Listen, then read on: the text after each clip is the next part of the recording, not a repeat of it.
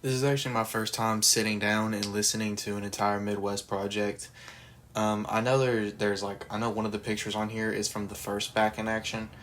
So because of this mixtape, I think it's supposed to be more of a mixtape than it is an album. But because of that, like this mixtape, I might actually go back and listen to more Midwest's music because I really like this. This was a fun experience.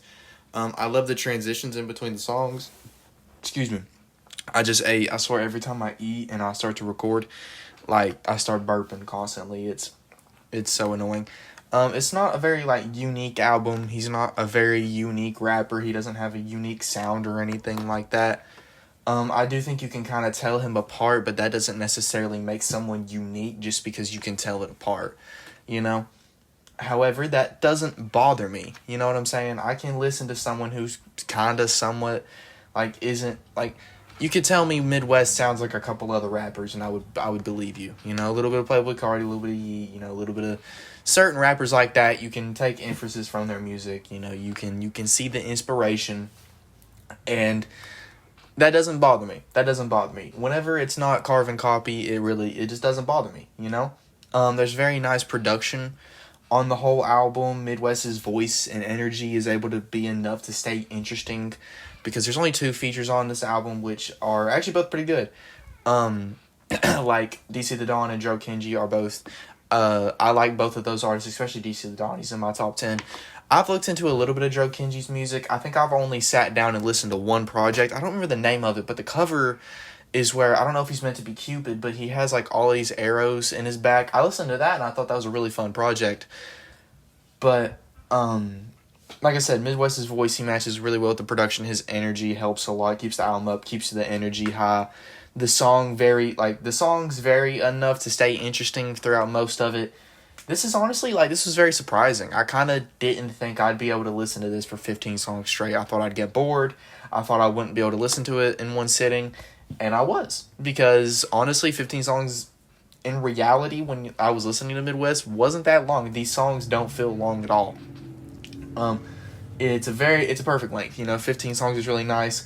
I think it's either just above 40 minutes or it's right below. Actually, that might be wrong. It might be like 50. I'm not sure. But like I said, DC and Joe Kenji are nice voices, and they both have great collaborations, like with Midwxst, which I've noticed that they kind of, all three of them guys, not necessarily DC the Dawn doesn't have them. I know DC has one collab with Midwxst, which is a pretty good song, but I don't think he has one with Joe Kenji, but they all three kind of feature each other all the time. Pretty lacking in like lyrical content is like my only real nitpick. I don't even look for that, so that's why I'm saying nitpick. You know, when you're listening, this doesn't seem like it's meant. That's why I say it's meant to be more of a mixtape than it is an album, because I don't think I could sit down all the time and listen to this all the time in one sitting. You know, I think this is kind of, you take your songs and you listen to them and you take the ones you really enjoy, like Throw Up and Punch. I'm pretty sure it's called Punch. Those are very, very good songs, especially Throw Up. I love Throw Up. Like, we need to clean up this crime scene before the police show up. I think that's tough. I think that's a nice little line. It's very fun music, you know? It's fun. I'd give it like an 8 out of 10. I think whenever you're making fun music and you don't, like, you know what it is. You know what I'm saying? Like, Midwxst isn't, like, you can tell this is exactly what it's meant to be, is what I'm trying to say. I can kind of compare it, not sound-wise, but direction-wise, almost to the new Denzel Curry project. Like I said, not sound-wise, but direction-wise. Like, Denzel Curry knew what kind of album he was making, knew it's not this lyrical content filled thing, it's not introspective, it's fun music. You know, it's supposed to be fun, you're supposed to be able to bob your head to it. Like this is supposed to be like, I wouldn't call this rage music, but it's kind of like taking inspiration from that. I definitely wouldn't call it rage music though. It's a little different. It's like just pop club, not even club music, just like rave music almost. Like, I would definitely hear this at like a rave or a party. I mean, I've never been to one, but whenever I picture kind of a scene like in a movie or something like that, or just in a rave, like I think this would be a good song to play, any song off this project.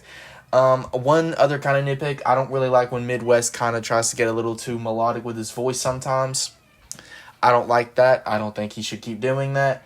or at least lay off of it. I do think sometimes when he tries to hit a little melody here and there, it can sound good. He has the ability to make it sound good, but other times it kind of just sounds like he's doing too much.